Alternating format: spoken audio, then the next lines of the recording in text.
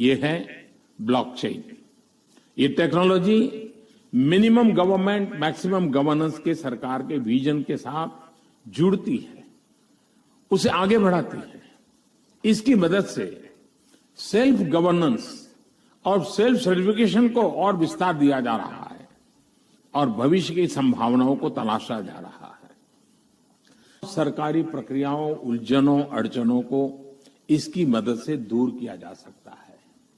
इन प्रक्रियाओं में सुधार से पारदर्शिता बढ़ेगी, भ्रष्टाचार कम होगा, अपराध कम होंगे और इन सबका सीधा प्रभाव भारत के नागरिकों की ईज ऑफ लिविंग पर पड़ेगा।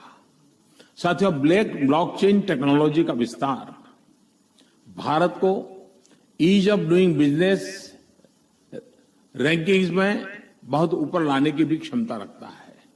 सरकार की तमाम सेवाएं, प्राकृतिक संसाधनों का मैनेजमेंट, संपत्ति का रजिस्ट्रेशन, कॉन्ट्रैक्ट, पावर कनेक्शन, कितने ही कार्यों को इसकी मदद से और तेजी लाई जा सकती है। यही समझते हुए भारत में ब्लॉकचेन पर भी नेशनल स्ट्रेटेजी बनाने के लिए तेजी से काम हो रहा है। इसमें उसे मुंबई में WEF के इस नए सेंटर से भी मदद मिले। याद है कुछ सालों पहले जब एक रात 8 बजे अचानक से वक्त बदल गए, जज्बात बदल गए। कितने टाइम तक हमें ATM के बाहर लंबी लंबी कतारों में खड़ा होना पड़ा, नोट्स बदलने के लिए बैंक्स के चक्कर लगाने पड़े क्योंकि 500 और 1000 के नोट्स बंद हो गए थे। अब उस समय की परेशानी को आप और मैं बहुत अच्छे से जानते हैं और जाहिर है कि तब से हम हर तरीका आजमाते हैं कि उस सिचुएशन में वापस ना जाना पड़े। मगर अगर उस समय हम ब्लॉकचेन टेक्नोलॉजी यूज कर रहे होते तो शायद उतना नुकसान नहीं सहना पड़ता। नमस्कार, स्वागत है आपका जी के डिजिटल शो पर। मैं हूं पलक यादव और आज हम बात करेंगे क्रिप्टो करेंसी के एक बहुत अहम पहलू पर जिसका नाम है ब्लॉकचेन। अब क्रिप्टो तो हम समझ गए, मगर ये सवाल आपके मन में जरूर आया होगा कि आखिर जितनी भी क्रिप्टो से होने वाली ट्रांजैक्शंस हैं, उनका रिकॉर्ड कैसे रखा जाता है या उन्हें सिक्योर कैसे किया जाता है, या जो हमने क्रिप्टो के डिसेंट्रलाइज्ड होने की पिछले वीडियो में बात की थी, आखिर वो कैसे पॉसिबल है? इस सब का एक ही जवाब है ब्लॉकचेन। ब्लॉकचेन एक बड़ा सा बटा हुआ डेटाबेस है जो हजारों लाखों कंप्यूटर्स पे शेयर्ड होता है और ये सारे कंप्यूटर्स आपस में कनेक्टेड होते हैं। आसान भाषा में कहें तो जैसे एक दुकानदार अपने पास एक रजिस्टर बना के रखता है ना कि कितना राशन आया, कितना बिका, ठीक वैसे ही ब्लॉकचेन एक डिजिटल रजिस्टर की तरह होता है। अब वैसे तो ब्लॉकचेन का कई सेक्टर्स में इस्तेमाल हो सकता है, मगर ये हाल ही में सबसे ज्यादा पॉपुलर हुआ क्रिप्टो करेंसी से होने वाली ट्रांजैक्शंस के लिए। वैसे तो ब्लॉकचेन एक एक्सपेरिमेंट के तौर पर 1991 में आया था, मगर इसका इस्तेमाल शुरू हुआ 2009 में जब बिटकॉइन आया। जी हाँ, कुछ सुना सुना लगा। सातोशी नाकामोटो ने जब 2009 में बिटकॉइन शुरू किया, तब ही बिटकॉइन के आसपास उन्होंने ब्लॉकचेन का कॉन्सेप्ट यूज किया। चलिए इसको जरा ऐसे समझते हैं। फर्ज कीजिए आपने बिटकॉइन से कुछ खरीदा या बिटकॉइन खरीदा, तो ये जो ट्रांजैक्शन हुई, ये इंफॉर्मेशन एक ब्लॉक के फॉर्म में बन के सेव हो गई। फिर आपने उस बिटकॉइन को बेचा तो फिर से एक ब्लॉक बन गया। अब ऐसे ही आप जितनी बार ट्रांजैक्शंस करेंगे तो उसका एक ब्लॉक बनता जाएगा और वो सारे ब्लॉक्स एक चेन से जुड़ते जाएंगे, इसलिए इसका नाम है ब्लॉकचेन। सिंपल। मगर ये हमारे ट्रांजैक्शन यानी लेन देन के डेटा को सेव कैसे रखता है? हर एक ब्लॉक की अपनी एक आइडेंटिटी होती है। जैसे आप और मेरा फिंगरप्रिंट कभी सेम नहीं हो सकता, वैसे ही हर ब्लॉक को एक की मिलती है जो उसकी अपनी होती है और सबसे अलग होती है।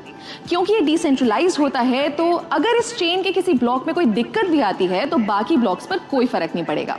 ब्लॉकचेन एक ऐसा सिस्टम है जिसे हैक करना, हटाना या चेंज करना लगभग नामुमकिन है। दोस्तों, मानो या ना मानो, ब्लॉकचेन का फ्यूचर बहुत बड़ा है और इसका इस्तेमाल लगभग हर जगह शुरू होने का टाइम दूर नहीं है, क्योंकि इसके बहुत से फायदे हैं। जैसे नंबर 1, क्योंकि डिस्ट्रीब्यूटेड है और इसमें स्टोर्ड जानकारी किसी लाइब्रेरी या सरकारी दफ्तर की तरह एक जगह नहीं रखी जाती। इसको संभालने या मेंटेन करने के लिए किसी मिडिल मैन की जरूरत नहीं है। दूसरा, ब्लॉकचेन एकदम ट्रांसपेरेंट है, यानी आप और मैं कभी भी इसको एक्सेस कर सकते हैं और अपनी ट्रांजैक्शंस पर नजर रख सकते हैं, जिससे फ्रॉड के चांसेस बहुत कम हो जाते हैं। तीसरा, ब्लॉकचेन पर हर इंफॉर्मेशन को बहुत आसानी से ट्रेस किया जा सकता है, यानी पुरानी से पुरानी ट्रांजैक्शन को भी हम देख सकते हैं। चौथा, ये टेक्नोलॉजी एकदम फास्ट है। हर चीज़ का लिखा हुआ रिकॉर्ड बनाने में बहुत टाइम और मेहनत लगती है, मगर वही जानकारी को अगर ब्लॉकचेन के जरिए सेव करें तो वो बहुत आसानी से और बहुत जल्दी हो जाएगा।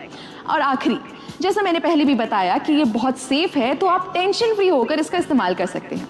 क्या आपको पता है, बहुत से भारतीय बैंक ने इस ब्लॉकचेन टेक्नोलॉजी को ऑलरेडी यूज करना शुरू कर दिया है, जैसे ई-केवाईसी के लिए, ई सिग्नेचर के जरिए ऑनलाइन डॉक्यूमेंट्स या कागजात वेरीफाई करने के लिए, कमर्शियल लेटर्स बनाने के लिए इत्यादि।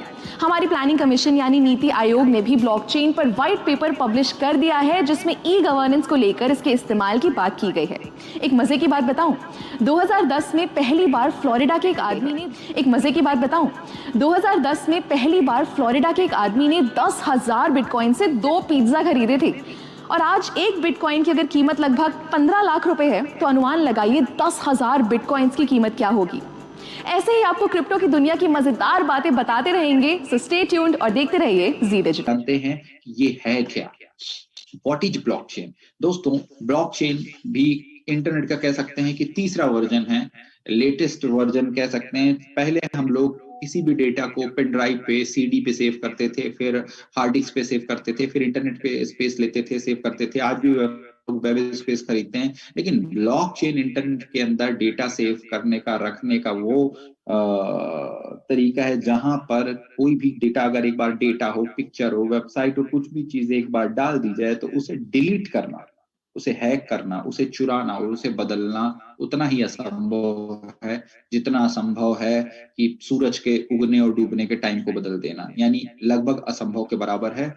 और मैं सलाह दूंगा कि जो खाली टाइम हम अपना आलतू फालतू की वीडियो देखने पर लगाते हैं, उसकी बजाय अगर हम वेब 3.0 के इन टेक्नोलॉजीज के बारे में सुने कि वो ब्लॉकचेन एक्चुअली होता क्या है, लाखों वीडियो पड़े हैं, बट वही है कि आप चाहें तो टाइम का सही यूटिलाइज कर सकते हैं। और दोस्तों, एक नुकसान भी है, अगर आप इन चीजों को नहीं जानते हैं तो नुकसान ये होगा कि वेब 3.0 से रिलेटेड अपॉर्चुनिटी आपके पास आएगी, तो हो सकता है कि आप उसे स्कीम या फालतू की चीज समझने की गलती कर दे और एक बहुत बड़ा मौका आपके हाथ से निकल जाए। और आज से 5 से 10 साल बाद आप किसी के साथ बैठ के कह रहे हो कि अरे यार, मेरे पास भी मौका आया था लेकिन उस वक्त मैं समझा नहीं, अगर मैं समझ जाता तो शायद आज मैं भी मिलेनियर या बिलेनियर होता।